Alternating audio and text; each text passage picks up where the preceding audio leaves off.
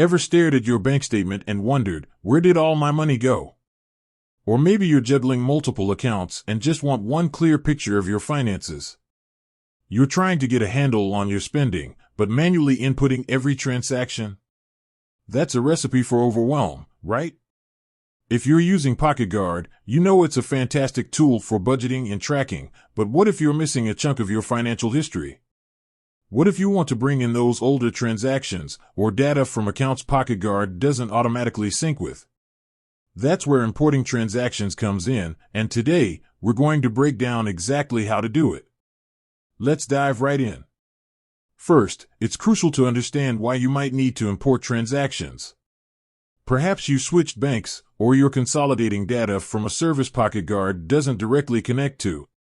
Maybe you've been using a spreadsheet to track your finances and want to bring that data into your PocketGuard ecosystem.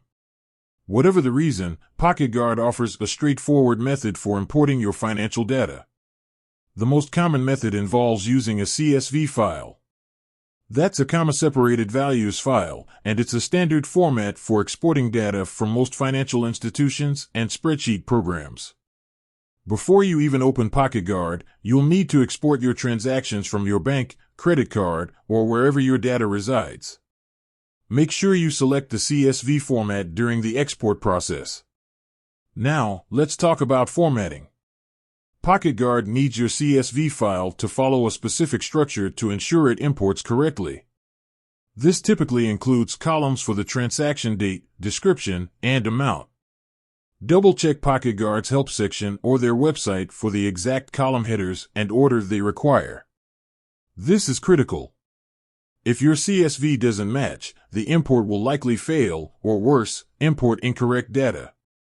Once your CSV is formatted correctly, open PocketGuard. Navigate to the Settings or the Transactions section. Look for an Import or Import Transactions option. The location might vary slightly depending on the version of the app you're using. Select the CSV file you prepared and follow the on-screen prompts. PocketGuard will usually give you a preview of the data it's about to import, allowing you to double-check for any errors. If anything looks off, you can go back and edit your CSV file. After confirming the import, PocketGuard will process the data and add it to your transaction history. Depending on the size of your file, this might take a few moments. Once the import is complete, review your transactions in PocketGuard to make sure everything is accurate. A few things to keep in mind: always double-check the date format in your CSV. PocketGuard might require a specific format, like mm/dd/yyyy or yyyymdd. Also, be mindful of negative signs for expenses and positive signs for income.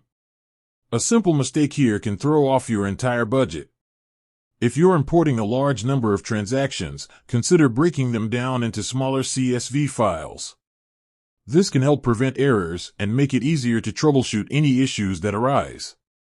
Finally, remember that importing transactions is a powerful tool, but it's not a substitute for regularly connecting your accounts. For ongoing, real-time tracking, ensure your primary accounts are linked to PocketGuard.